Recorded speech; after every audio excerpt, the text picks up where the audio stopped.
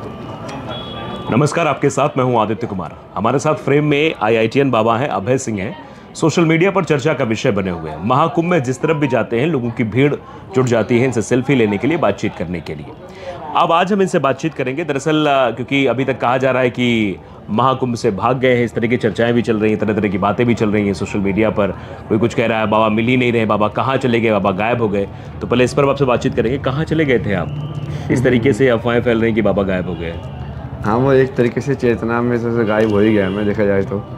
महाकुंभ से। हाँ, मतलब वैसे तो मैं था ही ना। मैं तो कहीं नहीं गया था, बट उस स्टोरी लाइन के अंदर ऐसा प्रतीत हुआ कि हाँ गायब हो गया हम बीच में। आप शून्य का जिक्र करते हैं बार बार, तो क्या आपकी आइडेंटिटी क्या है? शून्य ही है ना, मैं तो बहुत पहले से बोल रहा हूँ, मैं तो नोबडी हूँ। आप कुछ नहीं है, आप शून्य हैं। हाँ, मतलब सही में कुछ नहीं हूँ। मैं हमेशा इस चीज़ का ज्ञात लेके चलता हूँ ना कि ये सारे जो जब तुम ऊपर जा रहे हो नीचे जा रहे हो, ये सब कुछ नहीं है। अपना अपना धरती माता के जो चरणों में है ना, वो हमेशा याद रखना कि हाँ यही धूल है जिसने तुझे बनाया। अच्छा, आप जानते हैं कि ये क्योंकि पृथ्वी है, पृथ्वी में गुरुत्वाकर्षण काम करता है। आप साइंस के विद्यार्थी रहे हैं, आईआईटीएन है, स्वाभाविक सी बात है। तो हम किसी पत्थर को जब ऊपर फेंकते हैं तो एक वो लिमिट पर जाता है, उस लिमिट के बाद वो नीचे आ जाता है। तो क्या उस लिमिट तक आप कुछ छू गए थे? आपको दिख गया था कि हाँ संसार यहीं तक है, मोह माया यहीं तक है, उसके बाद फिर आप नीचे आ गए वहीं पर? ऐसा हुआ आपके साथ? नहीं नहीं, उस लिमिट को छू के और फिर जानबूझ के संसार के अंदर आए कर्म करने के लिए। उस लिमिट को छू लिया आपने? हाँ, कि लिमिट कहाँ पे है, मन की ना। हाँ, क्योंकि साधु के बारे में कहा गया, जैसा गीता में भी श्लोक है कि दुखे स्नु दुख मिना सुखे सुभगे स्पृहा वितराग भय क्रोध है स्थिर धीर मुनि रुज्यते। मतलब जो स्थिर पुरुष होते हैं वो ठहर जाते हैं। क्या आप ठहर गए? नहीं, अंदर से ठहरना होता है ना, बाहर से कर्म से थोड़ी ठहरना होता है। फिर तो अंदर से ठहराव आ फिर गया तो आपके जो बोलने अंदर। वाले जो कृष्ण है, अब उनकी जिंदगी वो कैसे बोलोगे जिन्होंने श्लोक बोला है। वो अंदर से ठहरे हुए थे कि नहीं ठहरे हुए थे? वही ना, बाहर से कहाँ ठहरे हुए थे वही। तो अलग अलग अंतर होता है ना उसमें। अच्छा, आज की गीता को कैसे देखते हैं कि गीता को लेकर तरह तरह की भ्रांतियां भी फैलाई जाती हैं। लोग कहते हैं गीता पढ़ लेगा तो आदमी संन्यास ले लेगा। ये कहते हैं कि आश्रम सबका तय है, निश्चित है, बाल्यकाल है, बाल्यकाल के बाद जैसे आप हुआ आप वानप्रस्थ में आते हैं, फिर संन्यास का तो लास्ट स्टेज होता है। लास्ट में तो आपने इतनी जल्दी क्यों संन्यास की तरफ जो है मूव ऑन कर दिया? नहीं नहीं, वैसे जरूरी सबके लिए लास्ट स्टेज नहीं होता ना। जिस सबके लिए लास्ट स्टेज होता है वैसा, तो फिर कोई गुरु वाला आप वो कैसे डेवलप करते हैं सिस्टम? तो उसमें ऐसा है ना कि ब्रह्मचार्य के बाद बहुत सारे लोग उसी टाइम पे भी संन्यास ले लेंगे, जो बोलेंगे कि हाँ हमको गृहस्थ में जाना ही नहीं है। जिसको ऐसे लगेगा कि हाँ नहीं नहीं, मुझे जैसे ब्रह्मचार्य के अंदर आपने टेस्ट तो कर लिया उस चीज़ का एक बार में, अब आप बोलोगे हाँ वो इसी में इंटरेस्ट है, मेरे को क्यों जाना है वो सब चीज़ें देखने वापस से मोह माया में। और फिर आपको ऐसा लग रहा है कि नहीं नहीं, मुझे मोह माया भोग करने आनी है। नहीं तो ब्रह्मचर्य से ही अलग रास्ता निकल गया, ब्रह्मचर्य पालन किया, उसके बाद साइड से होकर गृहस्थ आश्रम में ना जाकर साइड से निकल के संन्यास की तरफ चले गए। हाँ, जैसे कृष्ण ने भी तो आश्रम में विद्या ली थी ना। फिर उसके बाद उन्होंने तो वो तो गृहस्थ में आ गए थे। कहते हैं हर साधु के पीछे, हर बाबा के पीछे कोई ना कोई गुरु होता है। आपका गुरु कौन है? सब गुरु है ना मेरे तो, सबसे सीखता हूँ मैं हर चीज़ से। कालिदास हो गए आप। कालिदास ने कहा मैंने मधुमक्खी से सीखा है, क्योंकि मधुमक्खी का काम ही है कि जीवन पर्यंत दूसरे के लिए काम करना। हाँ, तो ऐसे जैसे आपने बताया ना, ऐसे आप हर एक चीज़ से उसका गुण सीख सकते हो, क्योंकि उस चीज़ का गुण जो है वो कहीं ना कहीं उसकी पहचान के साथ ही जुड़ा हुआ है।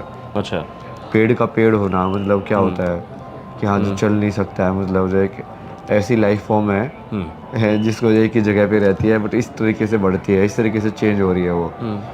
तो इंसान की भी ऐसी है कि इस टाइप की लाइफ फॉर्म है, तो इसमें चेंज कैसे होता है। बट इसमें जैसे रूटिंग नहीं है कि हम मूव कर सकते हैं एक जगह से दूसरी जगह पे, तो वो डिफरेंस है। एक बार मैंने जैसे ऐसे इमेजिन किया था कि मान लो तुम मछली होते तो तुम जीवन को कैसे देखते, क्योंकि मछली ने तो हवा देखी नहीं है। सोचो ना, वो गहरे पानी में जो मछली रहती है उससे तो कभी हवा देखी नहीं है। तो उसके लिए वो क्या होगा, उसका बाहर का एटमॉस्फेयर, सराउंडिंग्स, वो क्या होगा जीवन की। ये पानी क्या चीज़ है, मतलब इट्स वेरी डिफरेंट पर्सपेक्टिव। बिल्कुल। और नहीं, किसी जीव को ले लो, आप चींटी को भी ले लो, तो चींटी के लिए तो हम क्या होंगे? एक बड़े दानव होंगे, बड़े राक्षस होंगे कि हाँ चींटी तो इतना बड़ा है, अगर चींटी की आंखों से देखेंगे तब। वही, वैसे ही हमको जो बड़ी लाइफ फॉर्म्स है वो वैसी लगती है ना। तो आप अपने आप को कहाँ देखते हैं? जहाँ से आपको सृष्टि किस प्रकार नजर आती है? हम लोग बैठे हुए हैं, कैमरामैन पीछे बैठे हैं, सब बैठे, रिपोर्टर्स बैठे हैं, हम बैठे हैं, आपसे बातचीत कर रहे हैं, आपको क्या नजर आते हैं सब? फॉर्म्स है, मेरी रिफ्लेक्शन अलग अलग।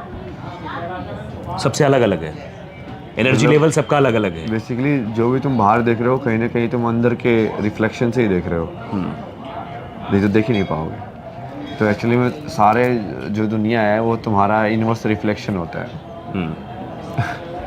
जैसे कहीं ना कहीं तुम किसी इंसान के अंदर क्या देख रहे हो, वो तुम्हारे जन्म में तुम्हारे कर्म कैसे बने हैं इसके हिसाब से रिफ्लेक्ट हो रहा है वो सारा का सारा। किस टाइप के इंसान से तुम बात करोगे, किस टाइप के इंसान के साथ सहज होगे, क्योंकि तुमने वो ऐसी वाली ऊर्जा देखी है और वो ऐसी वाली ऊर्जा तुम्हारे जीवन में कहीं ना कहीं लिंक्ड है।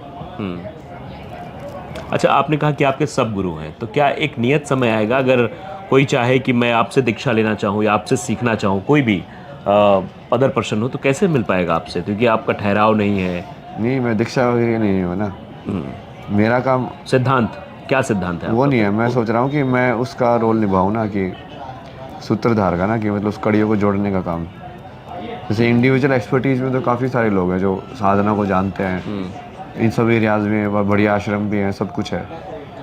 अंतिम रास्ता क्या मोक्ष है? अंतिम रास्ता नहीं, मोक्ष ही रास्ता है, मतलब मोक्ष ही लक्ष्य है? लक्ष्य है। हाँ, तो मोक्ष है क्या?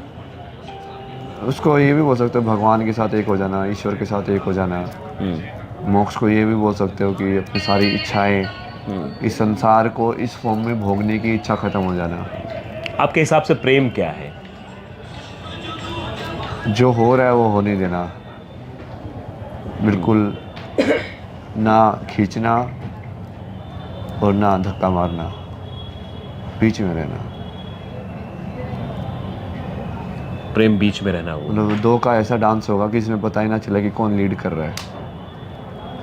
मतलब संतुलन दोनों तरफ से बना रहे। हाँ, ये आपको देख के लगता है कि आजकल ये संतुलन बन पा रहा है? नहीं कहाँ बन रहा है, संतुलन बनाना तो बहुत मुश्किल काम होता है। प्रेम मतलब कई लोग इसमें आधार में फंसे हुए हैं, क्योंकि जैसा आप बातें कर रहे हैं ना, क्योंकि आप उसी वहाँ से आए हैं और वहाँ तो 33% ही आरक्षण रहता है जहाँ से आप आए हैं, वहाँ भी ऐसी चीज़ें आपके सामने आई होंगी। तो क्या लगता है कि बैलेंस क्यों नहीं बन पा रहा है? दिक्कत कहाँ है? चेतना में ना, सोच में। जैसे हम पहले भी डिस्कस कर रहे थे कि इंफ्रास्ट्रक्चर वाइज तो काफ़ी काम हो गया बाहर से, अभी भारत में जैसे मोदी योगी ने काफ़ी काम किया, बट वो अभी मेन काम करना पड़ेगा इंसान को बदलने का ना। हम जो कैरी ऑन करते हैं या दूसरे उसको ट्रांसफ़र करते हैं, वो अपने हम एक चेतना, एक जनरेशन ऑफ ह्यूमन बीइंग दूसरी जनरेशन ऑफ ह्यूमन बीइंग्स को ट्रांसफ़र करते हैं। कि अभी जैसे जो 8 बिलियन ह्यूमन बीइंग्स हैं, ये सारे के सारे एक चेतना को होल्ड किए हुए हैं, कलेक्टिव। एक अंडरस्टैंडिंग है आपस में, एक कॉमन शेयर्ड लाइक स्टोरी है कि हाँ हम इस स्टोरी में जी रहे हैं। तो उसके हिसाब से जब देखोगे आप अच्छा, ये बताइए कि सिद्धियों की भी बातचीत कर रहे थे, हम ऑफ कैमरा बातचीत कर रहे थे। आध्यात्मिक की सिद्धियाँ अलग हैं, आप विज्ञान की सिद्धि की बात करें, विज्ञान की सिद्धि क्या है? नहीं, आध्यात्मिक सिद्धियाँ बेसिकली आप उस शब्द को वैसे समझो ना, हर चीज़ को आप, अब क्या होगा, बहुत सारे शब्द जो है ना वो सिर्फ आध्यात्मिक का यूज़ होने की वजह से उनका कॉमन यूजेज जो है वो ख़त्म हो गया है। जैसे योग जो है वो तो जमा करने को योग ही बोलते हैं, हिंदी में यदि गणित पढ़ोगे तो कोई कि इसका संख्या से इसका योग करो, तो वो सवाल ही नहीं होता कि लोग पूछते कि योग क्या होता है। इनको समझ में आता है कि हाँ योग ही होता है, जोड़ना, तो सारी चीज़ों को जोड़ देना। तो वैसे ही सिद्धि की जो है किसी चीज़ को सिद्ध करना इज़ कि ये चीज़ मैंने प्रूव कर दिया है इस एंड से इस एंड में, और वो चीज़ कैसे सिद्ध करोगे आप, उसका एक ही तरीका है कि वो तुमने अपने अंदर करके ऑब्जर्व करके देख लिया कि हाँ ये होता है, ऐसा करने से ऐसा होता है। तो जब आप उस चीज़ को सिद्ध कर लेते हो, मतलब कि अब आपने कि हाँ यदि मैं बोलूँ यहाँ से और मेरी आवाज़ 5 किलोमीटर दूर तक चली जाए, फिर आपने उस चीज़ को सिद्ध कर दिया कि ये कैसे हो सकता है, तो आपको उस चीज़ की सिद्धि मिल जाएगी। मतलब जैसे मैथ के फॉर्मूले होते हैं, जो समीकरण बनते हैं, वो समीकरण जैसे कहते नहीं कि होता कैसे है, a square plus B square plus 2ab a plus B का होल स्क्वायर कैसे होता है, तो ये सिद्ध हो गया, वो सिद्धि है। वही सिद्धि यहाँ अध्यात्म में काम करती है। वैसे ही प्रोसेस है, सेम प्रोसेस प्रोसेस सेम है। मैथमेटिक्स वाला ही है। जैसे बहुत सारे लोगों को अंक गणित की या अंक की सिद्धि हो जाती है, जैसे ज्ञान योग के अंदर उनको पैटर्न समझ में आने लगता है कि हाँ ये नंबर क्यों है। जैसे वो लोग 88 या ऐसे बहुत सारे ऐसे नंबर है जिनके बारे में उनको पैटर्न नज़र आने लग जाते हैं कि इसको जोड़ोगे तो ऐसे हो जाएगा, इसको जोड़ोगे तो ऐसे हो जाएगा, इसको जोड़ोगे ऐसे हो जाएगा। तो कहीं ना कहीं उसने उस चीज़ को सिद्ध कर दिया है।